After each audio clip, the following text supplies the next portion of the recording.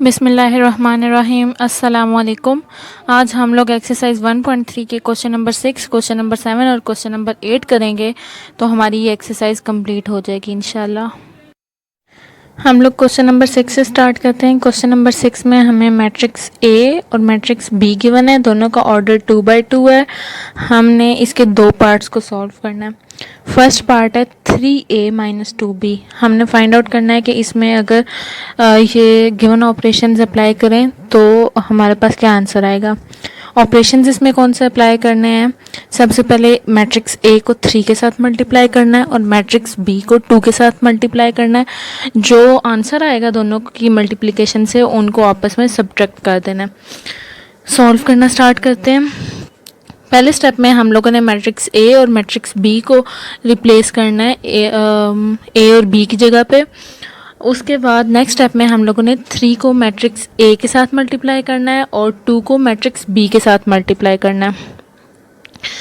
3 और 2 real number हैं, इसलिए हम लोग इनको सेपरेटली सारी एंट्रीज़ के साथ मल्टीप्लाई करेंगे। 3 को मैट्रिक्स ए की सारी एंट्रीज़ के साथ सेपरेटली मल्टीप्लाई करना है और 2 को मैट्रिक्स बी की सारी एंट्रीज़ के साथ मल्टीप्लाई करना है। तो हमारे पास आंसर में 2 न्यू मैट्रिक्सेस आ जाएंगे। 3a जो मैट्रिक्स होगा उसकी एंट्रीज होंगी हमारे पास 3, -6, 9 और 12।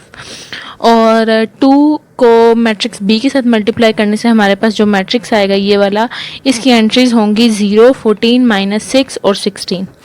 अब हमारे पास 2 न्यू मैट्रिसेस आ गए इस वाले स्टेप में।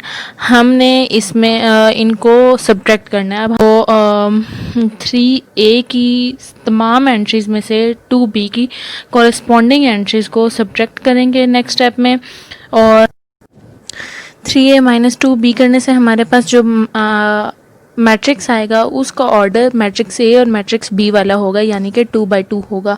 तो हमारे पास 3a - 2b का आंसर आया है मैट्रिक्स जिसकी एंट्रीज हैं 3, -20, 15, -4। और राइज करते हैं जी, ट्रांसपोज ऑफ अ मैट्रिक्स क्या होता है। हमें पता है ट्रांसपोज फाइंड आउट करने के लिए हम लोग मैट्रिक्स की रोज़ को कॉलम्स या फिर कॉलम्स को रोज़ बना देते हैं। इन दोनों में से जो भी करेंगे आंसर हमारे पास सेम आएगा। 6 का सेकंड पार्ट है हमारे पास 2a ट्रांसपोज - 3b ट्रांसपोज।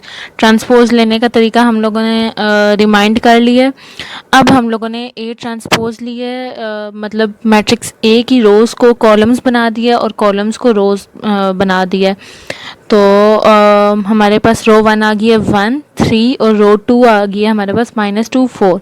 इसी तरह से B2 के कॉलम्स को जब रोज़ बनाएंगे तो हमारे पास रो 1 आएगी 0, -3, 7, 8।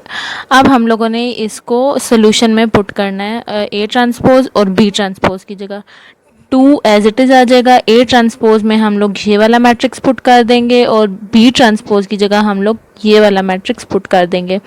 और फिर A ट्रांसपोज को हम लोगों ने रियल नंबर 2 के साथ मल्टीप्लाई करना है, यानी सारी एंट्रीज़ को सेपरेटली रियल नंबर के साथ मल्टीप्लाई करना है। सिमिलरली B ट्रांसपोज की सारी एंट्रीज़ को सेपरेटली रियल नंबर 3 के साथ मल्टीप्लाई करना है। हमारे पास मैट्रिसेस आ जाएंगे। 2a ट्रांसपोज से हमारे पास जो मैट्रिक्स आएगा उसकी एंट्रीज है हमारे पास 2, 6, -4, 8। और 3b ट्रांसपोज से हमारे पास जो मैट्रिक्स आया उसकी एंट्रीज है हमारे पास 0, -9, 21, 24। अब हम लोगों ने 2a ट्रांसपोज यानी इस वाले मैट्रिक्स में से 3b ट्रांसपोज यानी इस मैट्रिक्स की कॉरेस्पॉन्डिंग एंट्रीज को सब्ट्रैक्ट करना है।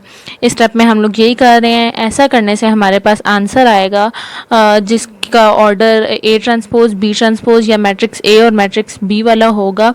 सब मैट्रिसेस का एक ही ऑर्डर है, दैट इज़ 2/2। उसके बाद और इसकी एंट्रीज हमारे पास होंगी 2, 15, -25, -16। ये हमारे पास 2a ट्रांसपोज - 3b ट्रांसपोज का आंसर है। नंबर 7 है जी हमारे पास, if real number 2 multiplied by a matrix whose entries are 2, 4, -3a plus real number 3 multiplied by a matrix whose entries are 1b -8 4 is equal to a matrix whose entries are 7 18 10 and 1, then find a and b। हमें एक equation given है matrices की form में और हमने इसमें से ए और बी की वैल्यूज़ को फाइंड आउट करना है। इसको हम लोगों ने पहले इसकी लेफ़्ट हैंड साइड को सॉल्व करना है और उसको फिर हम लोग राइट हैंड साइड के इक्वल कर लेंगे। देखते हैं इसको कैसे करेंगे।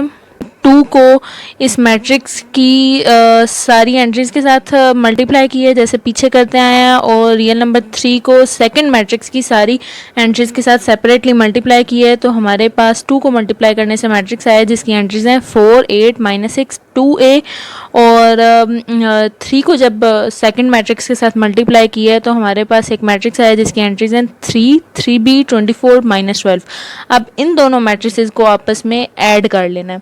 इनको ऐड करेंगे तो हमारे पास एक मैट्रिक्स आएगा। जिस हमें ये चीज़ याद होनी चाहिए कि अगर हमारे पास 2 या 2 से ज़्यादा मैट्रिसेस मौजूद हैं तो हम उनको इक्वल तब बोलेंगे अगर उनका एक तो ऑर्डर भी सेम है और उनकी कॉरस्पॉन्डिंग एंट्रीज भी एक दूसरे के इक्वल हैं, तो वो इक्वल मैट्रिसेस होंगे। यहाँ पे हम लोग मैंने एक नोट लिखा है, इसमें हम लोग देख सकते हैं कि लेफ़्ट हैंड साइड पे जो मैट्रिक्स गिवन है, इक्वल के लेफ़्ट हैंड साइड पे जो मैट्रिक्स गिवन है उसका ऑर्डर भी 2/2 है, और राइट हैंड साइड वाले मैट्रिक्स का ऑर्डर भी 2/2 है। और लेफ़्ट हैंड साइड पे जो मैट्रिक्स गिवन है उसके कॉलम 1 की एंट्री 7 और 18 है, और राइट हैंड साइड वाले मैट्रिक्स की भी कॉलम 1 की एंट्री 7 और 18 ही है। इसलिए हम लोग ये चीज़ कंक्लूड कर सकते हैं कि दरमियान में इक्वल का साइन भी है, ऑर्डर भी सेम है दोनों मैट्रिसेस का, और कॉलम 1 की एंट्रीज भी सेम है, इसलिए ये इक्वल मैट्रिसेस हैं। इस वजह से हम लोग दोनों मैट्रिसेस के कॉलम 2 की एंट्रीज़ को इक्वल करके इक्वेशन बना सकते हैं। यहाँ पे मैंने इक्वेशंस बनाई हैं 8 + 3b = 10 और 2a - 12 = 11। इन दो इक्वेशंस को सॉल्व करेंगे तो हमारे पास a और b का आंसर आ जाएगा। सॉल्व करने से b का आंसर आया 2/3 और a का आंसर आया 13/2। जब अगर हम लोग इस चीज़ को रीचेक करना चाहते हैं कि हमारे आंसर सेम आए हैं या नहीं, तो हम लोग इन मैट्रिसेस में यहाँ पे जब हमने सॉल्व किया है तो a और b की जो वैल्यूज़ आई हैं हमारे पास वो पुट करेंगे, तो हमारे पास दोनों मैट्रिसेस हम देख सकते हैं कि सेम आ रहे हैं। इसका मतलब है हमारी जो एंट्रीज आई हैं, जो a और b की वैल्यूज़ आई हैं वो बिल्कुल सही हैं। इसके बाद क्वेश्चन नंबर 8 है हमारे पास। इसमें भी हमें दो मैट्रिसेस गिवन है, मैट्रिक्स a और मैट्रिक्स b, और अब हम लोगों ने वेरीफाई करना है। वेरीफाई का मतलब होता है लेफ्ट हैंड साइड को राइट हैंड साइड के इक्वल लेकर आना है। फर्स्ट पार्ट है हमारे पास a + b whole transpose is a transpose plus b transpose. Left hand side में इसमें हम लोगों ने पहले a + b करना है, यानी राउंड ब्रैकेट को सॉल्व करना है। जो आंसर आएगा उसका हम लोग ट्रांसपोज लेंगे। a + b करेंगे तो कॉरेस्पॉन्डिंग एंट्रीज को ऐड करना है। हमारे पास आंसर आया है 2, 2, 3, 1। अब इसका हमने ट्रांसपोज लेना है, यानी रोज़ को कॉलम्स बना देना है। जब हम लोग रो 1 को कॉलम 1 बनाएंगे और रो 2 को कॉलम 2 बनाएंगे तो हमारे पास मैट्रिक्स आएगा a + b होल ट्रांसपोज, जिसकी एंट्रीज होंगी हमारे पास 2, 2, 3, 1। इसके बाद राइट हैंड साइड जब हमने सॉल्व करनी है तो हमारे पास है a transpose plus b transpose, यानी पहले हमने a का ट्रांसपोज लेना है और b का ट्रांसपोज लेना है। जो आंसर आएगा उनको हम लोगों ने ऐड कर देना है।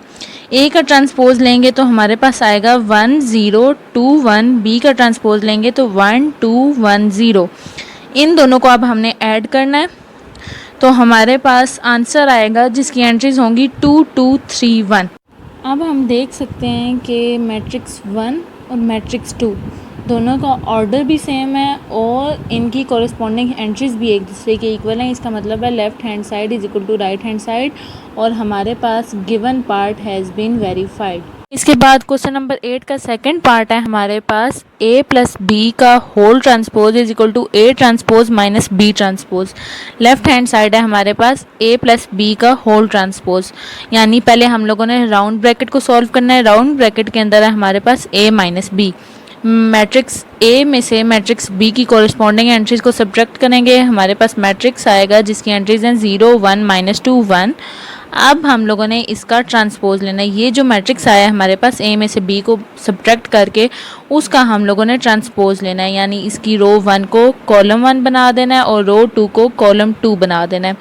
तो हमारे पास मैट्रिक्स आएगा जिसकी एंट्रीज हो जाएंगी 0, -2, 1, 1। इसको हम लोग एज मैट्रिक्स 1 डिनोट कर देंगे।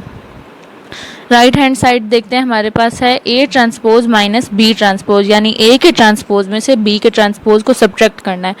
ए का ट्रांसपोज है हमारे पास 1 0 2 1 और बी का ट्रांसपोज है 1 2 1 0। ए के ट्रांसपोज में से बी के ट्रांसपोज को सब्ट्रैक्ट करेंगे तो हमारे पास मैट्रिक्स आएगा जिसकी एंट्रीज हैं 0 -2 1 1। इसको हमने मैट्रिक्स 2 से डिनोट कर दिया। अब हम देख सकते हैं मैट्रिक्स 1 और मैट्रिक्स 2 दोनों का ऑर्डर भी सेम है और कॉरेस्पॉन्डिंग एंट्रीज भी एक दूसरे का इक्वल है, इसलिए ये पार्ट भी हमारे पास वेरीफाई हो गया है। क्वेश्चन 8 का थर्ड पार्ट है जिसमें उन्होंने हमसे पूछा है A plus A transpose is symmetric, यानी ए में हमने ए का ट्रांसपोज ऐड करना है और बताना है कि जो मैट्रिक्स हमारे पास आएगा वो सिमेट्रिक है या नहीं है। हमने मैट्रिक्स ए लिखा और उसका ट्रांसपोज लिखा, उनको ऐड किया तो हमारे पास एक मैट्रिक्स आ रहा है जिसकी एंट्रीज हैं 2 2 2 2। अब हमने ये बताना है कि ये वाला मैट्रिक्स जो हमारे पास आया है ये हमारे पास सिमेट्रिक है या नहीं। नेक्स्ट पार्ट को सॉल्व करने के लिए हमें पता होना चाहिए कि सिमेट्रिक मैट्रिक्स क्या होता है। कोई भी मैट्रिक्स जो अपने ट्रांसपोज के इक्वल हो उसको हम लोग सिमेट्रिक मैट्रिक्स कहते हैं। लोग इस मैट्रिक्स का ट्रांसपोज लेंगे तो हमारे पास सेम मैट्रिक्स आ जाएगा, यानी मैट्रिक्स ए, ये जो हमारे पास मैट्रिक्स है ये और इसका ट्रांसपोज दोनों का ऑर्डर भी सेम है और दोनों की कॉरेस्पॉन्डिंग एंट्रीज भी इक्वल हैं। इसका मतलब है कि yes this matrix is symmetric. Revise करते हैं जी, मैट्रिक्स क्यू सिमेट्रिक कब होता है? मैट्रिक्स क्यू सिमेट्रिक तब होता है जब उसका ट्रांसपोज उसके अपने ही नेगेटिव के इक्वल हो।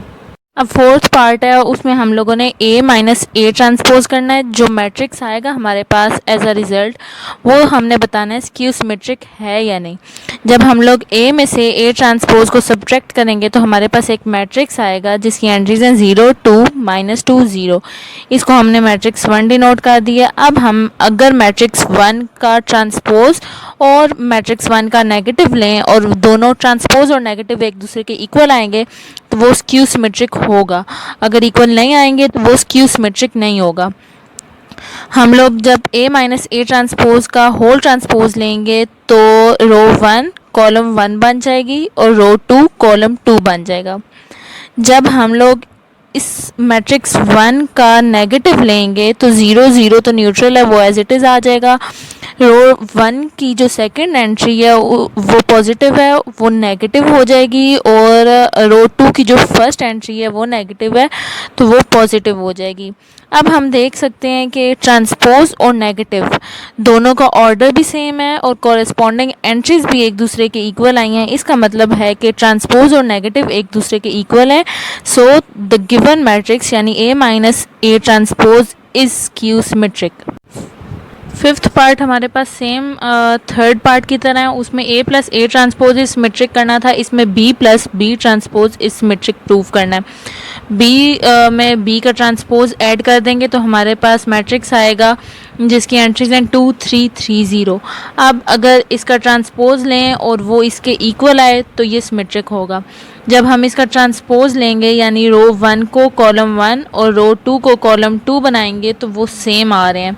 ये वाला मैट्रिक्स और ये वाला मैट्रिक्स दोनों एक दूसरे के इक्वल हैं, कॉरेस्पॉन्डिंग एंट्रीज भी इक्वल हैं, ऑर्डर भी सेम है, इसलिए बी प्लस बी ट्रांसपोज भी हमारे पास सिमेट्रिक है। फिर अगर हम लोग सिक्स्थ पार्ट को देखें तो सिक्स्थ पार्ट में B minus B transpose is skew symmetric, ये बिल्कुल फोर्थ पार्ट की तरह है। बी में से बी का ट्रांसपोज सब्ट्रैक्ट करेंगे तो हमारे पास एक मैट्रिक्स आएगा जिसकी एंट्रीज हैं 0 -1 1 0। जब हम लोग इसका ट्रांसपोज लेंगे यानी रो 1 को कॉलम 1 बनाएंगे और रो 2 को कॉलम 2 बनाएंगे तो हमारे पास मैट्रिक्स आएगा जिसकी एंट्रीज हैं 0 1 -1 0। अगर हम इस मैट्रिक्स का यानी बी माइनस बी ट्रांसपोज का जिसका ट्रांसपोज लिया है उसी का अगर हम लोग नेगेटिव लें तो हम लोग रो 1 की सेकेंड एंट्री यानी -1 को +1 बना देंगे और रो 2 की फर्स्ट एंट्री यानी 1 को -1 बना देंगे, ज़ीरोज़ एज इट इज़ रहेंगे। तो हम देख सकते हैं कि बी माइनस बी ट्रांसपोज का whole transpose is equal to negative of B minus B transpose, यानी B minus B transpose is skew symmetric. यहाँ पे हमारी एक्सरसाइज 1.3 कंप्लीट हो गई है। Thank you so much for watching. अगर कोई भी क्वेश्चन हो तो आप लोग पूछ सकते हैं।